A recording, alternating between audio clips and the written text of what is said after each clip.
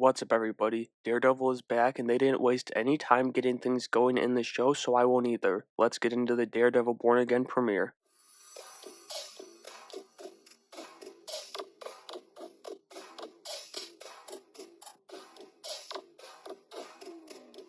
The show welcomes us back with a shot of New York that fades into Hell's Kitchen, which, of course, takes us to Nelson, Murdoch, and Paige, both the law firm and our beloved trio, who are happy and together as they're on their way to Josie's to celebrate Detective Cherry's retirement in what will turn into a nightmare of a night. Everyone's catching up at the bar, and we actually got a quick glimpse of one of the White Tiger scenes they were filming that got leaked, which appears on the news and serves as our introduction to the character. We meet Hector properly in episode 2. Anyway, Foggy gets a call and steps out, which means Matt is going to listen in. I loved how they displayed his enhanced hearing in this show, and that snooping propels us into one of the craziest, and I mean like crazy insane, the creators are insane people for doing this, openings in the MCU. Bullseye's out for revenge, and Matt flies away from Josie's, swinging his way to Foggy's to try and stop him, but that's not the crime scene. Bullseye hits Foggy and two others at Josie's before approaching the bar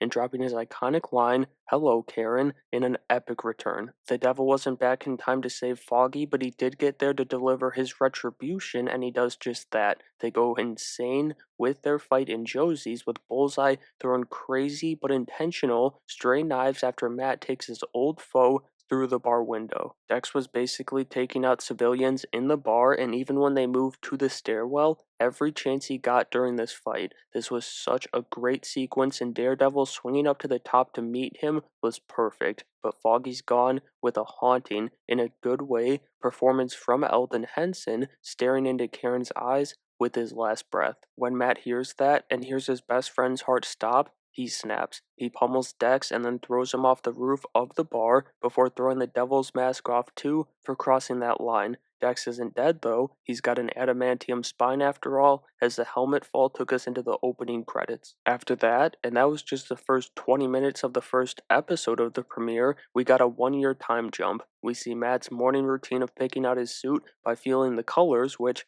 yes, as crazy as it sounds, is in fact something he can do before we meet our old friend Kingpin again for his morning routine with his omelet. Also, Vanessa has been running things with the 5 families, and when Fisk shows his face, the room clears faster than if he'd ripped a nuclear fart. But what does that matter? He's got the signatures to run for mayor, and his rise has begun. Then we meet Bibi Urich, who's the niece of Ben Urich from the Netflix series and the comics. He was a reporter who Fisk took care of in the show, and now she's covering the Kingpin in this show, just like her uncle did on Netflix. But during her stream, Daredevil's long absence is mentioned, and he's been gone since the night Foggy died. That's because, after he crossed that line, Matt put the horns away and stuck with his walking stick. He started a new firm, Murdoch and McDuffie, with Kirsten McDuffie, who we met at Josie's. They're taking Dex down, and Matt testifies to seal the deal, sending the assassin away and getting retribution in a civil way. But during his testimony, when Karen walks in, Matt freezes, and obviously there's a history there, but after it's revealed she moved to San Francisco. She also hasn't been answering his calls. Maybe she met Shang-Chi and has been busy. I'm just kidding. But she did have the horn that fell off his mask to give us that awesome shot earlier in the episode. Later that night, we see Matt in the kitchen, which is always going to be weird to me despite his vigilantism, but more importantly, he hears Fisk announce his candidacy for mayor on TV, which, with his campaign team, I think we're in for a great new character with Daniel Blake. I loved what we've seen from Michael Gandolfini so far, and I want to see him start to get his hands dirty for the boss man. Then Matt meets Heather Glenn, who he thought was a client and she thought was a patient, so same thing since she's the therapist and friend of Kirsten. It turns into their first date though, and when he returns to the firm, we find out Detective Cherry is working as their investigator in retirement. After that, and I might be reaching with this, but during his debate,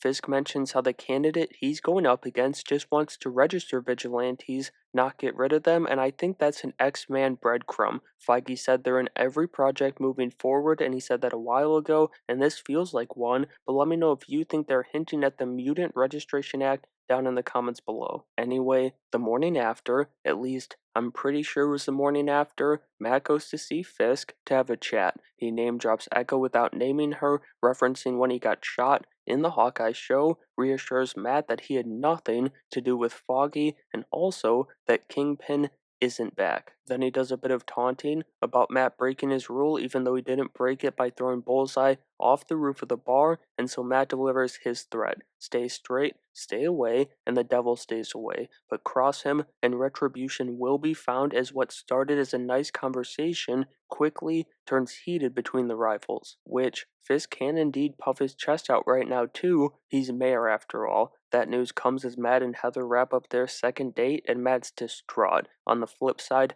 Fisk only cares about one thing while everyone around him celebrates the victory, Vanessa's approval. It's perfect. But the funny thing, funny for me, not so much for Fisk, is she's cheating on Mr. Mayor. Then we got a quick look at Muse painting his Kingpin mural, and we only got 2 scenes of him here in the premiere, this one and one in episode 2, so really, I just can't wait for him to truly get involved in this show. But the episode finished with Fisk looking down on his city and Matt looking right back up at his foe. Alright, before I dive into episode 2, if you're enjoying the breakdown so far, make sure you smash that like button and subscribe to the channel if you haven't already, so that you're always up to date with the nerdy world, whether it be the news, the rumors, or the shows and movies. With that being said, let's get back to Hell's Kitchen. Episode 2 started with Mayor Fisk giving his anti-vigilante speech, where he mentioned 3 of our heroes, Punisher, Spider-Man, and Daredevil. We also met, well, properly met,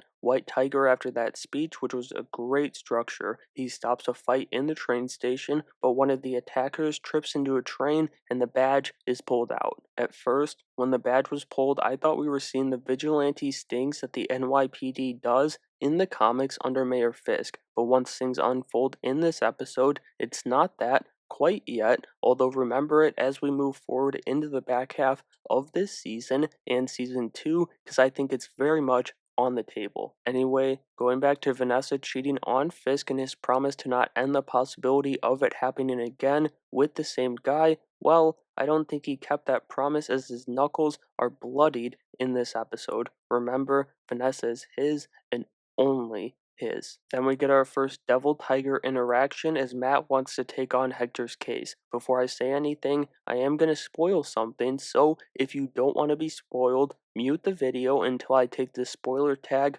off the screen. White Tiger is going to be killed by cops wearing Punisher body armor, and now we have the setup for that story. He found 2 dirty cops laying a beat down, stopped them, and one of them ended up dead. That's the way she goes. But at the same time, in regards to getting vigilantes off the street, Mayor Fisk is being advised to not make any moves that are too big for his first 100 days. So, with that, I'm predicting that season 1 of Born Again ends with his first 100 days coming to an end and him putting his anti-vigilante law into effect to propel us into season 2. As far as Hector's case is concerned, he's immediately denied bail considering a cop died in his tussle with the 2 dirty cops, and also with DA Benjamin Hochberg, the Hawk, on the opposing side. Basically, they're sending him to an inevitable death in Rikers, intentionally or unintentionally. Then Daniel Blake brings Mayor Fisk an interview, one from none other than BB Urich, but even though he says he got it for her, I'd bet the house it was her last name that got the interview for her, and now she's dug herself into the same hole that got her uncle killed. Anyway, we see Muse again, this time out of costume, and he goes to see Heather, Matt's girlfriend. This scene confirmed it is in fact Wednesday star Hunter Doohan portraying the masked psycho, and that's the kind of stuff you get to know a year plus in advance when you're subscribed to the channel. After that, Kirsten, Matt's new law partner, and Cherry, their investigator, go to see Hector's wife, and she mentions that he's not the same man that she married. That's because of the amulet he wears now when he's the White Tiger that gives him his abilities, and Cherry finds the tiger suit while he's snooping around their bedroom. Then Matt goes to see him, just a tad bit pissed that Hector held that back from him, and they work it out. Matt breaks through to Hector to get the total truth, and it felt like Hector kinda broke through to Daredevil, not Matt, Daredevil, with his reasoning for being a vigilante. On the flip side, Fisk is back on his shit as he pulls the police chief back in, threatening his family if he leaves. He found his secret kid, and so there's no raise for cops, no overtime, no extra cadets, and Fisk gets his way. That's how things work with the new mayor, and he needs less cops so crime thrives, but in a controlled fashion so that the city, as a result, thrives because of that thriving controlled crime. That's Mayor Kingpin's grand plan. Then, in the midst of almost everything going on in his life being terrible, except Heather, Matt gets a much needed win. The judge agrees to keep Hector's dual life as White Tiger out of the trial, which again adds so much context to those leaks I covered months ago, maybe even a year ago at this point. Regardless, I love the sequencing to close out the episode, and honestly, throughout this whole second episode, it was really good. It was structured incredibly well. We see Matt listening to the service from outside the church, which is a minor decision, having him stay out instead of go in, but I love it. In fact, I hope we see him do it again, and I hope it leads to a scene between him and his mother, Sister Maggie, just like the similar moment from the comic with him and Sister Elizabeth, and that's from Chip Zdarsky's Daredevil run. But after that, he tells the partner of the cop who died, which fills his day as Heather has to cancel on their third date for a new client. Clients who go by the name Fisk, as Wilson and Vanessa are doing couples therapy, and more importantly, Heather has a contract with Fisk. Matt doesn't know about that though, at least not yet, as he finds the man that Hector saved from the dirty cops. He gets him away before the partner and a new cop arrive to silence him, and then takes a beating from those cops who have Punisher tattoos. But before he's shot, the devil returns and Matt goes crazy, leaving the officers near death. I don't actually think he killed them, but he did let out a year's worth of rage, and it was brutal. It was just a perfect finish to a great, not a perfect, but a great premiere. Heather already being tied to both Fisk and Muse has me so anxious, but like in an excited way for the drama to come in this season, and the same goes for the White Tiger storyline, as there's seemingly more lost in store for Murdoch. And so that's going to do it for my breakdown of the Daredevil Born Again premiere. Matthew Murdoch just can't catch a break, and it turns into a great story every time, so unfortunately, it's gotta keep happening. But drop your thoughts on the premiere down in the comments below, smash that like button, and make sure you have a great day.